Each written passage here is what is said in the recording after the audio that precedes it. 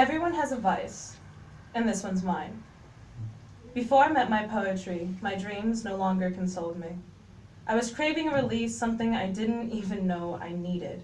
Many voices say I've succeeded, and then I felt I was defeated. Bleeding, so let me complete this and fill in the rest. My parents were two people who loved each other dearly. One came from a small town called Okmulgee, Oklahoma, and the other, Compton, LA. They met each other by happenstance in Washington in a small diner where my mom was the waitress, and she said when he walked in, "I'm gonna marry that man someday." They spent their years of their life together, at least a decade, and then I came along. By the time I was 5 years old, everything ended. I found out my dad was diagnosed with cancer and only had a few months to live. My dad beat all of the odds and lived for about 4 more years. After 4 years, he couldn't take it anymore. I felt I couldn't take it anymore. At his funeral was the first time I remember I actually wore all black for the first time. And by the time that I wore all black and it was sunny, the sun grieved that day. Within 3 years, 3 people died consecutively, and I missed almost every first day of school for 4 years. My grades started dropping. They slipped, and I couldn't catch them when they fell.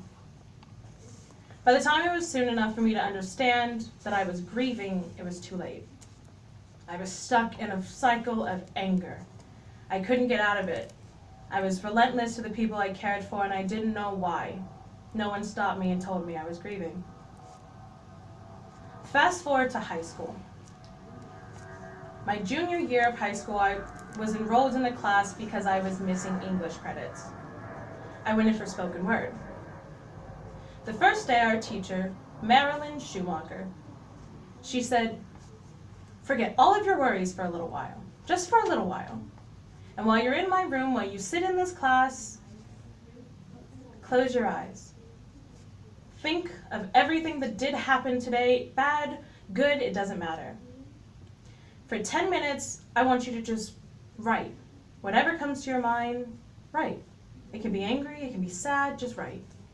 And I came to associate those 10 minutes with a 10-minute therapy. It was rapid fire. Whatever went into your mind, that was what it was. Didn't matter if it was spelled correctly, didn't matter if you had punctuations where they should be, or if there was a sigh in a hiccup or a teardrop that fell onto your paper.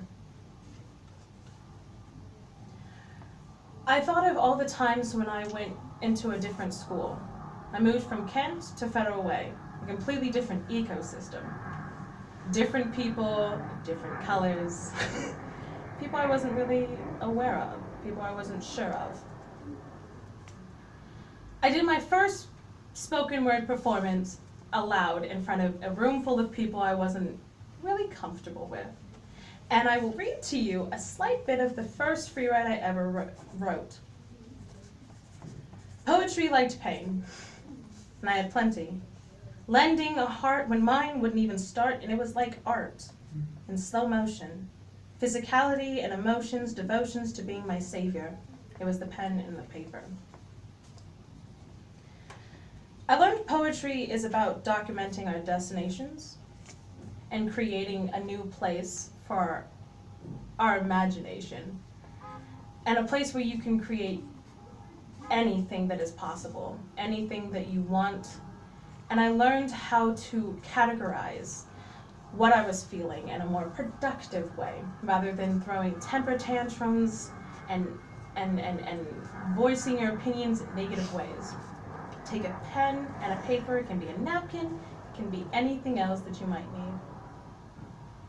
So I leave you with this. Everyone has a vice. I encourage you to find your own.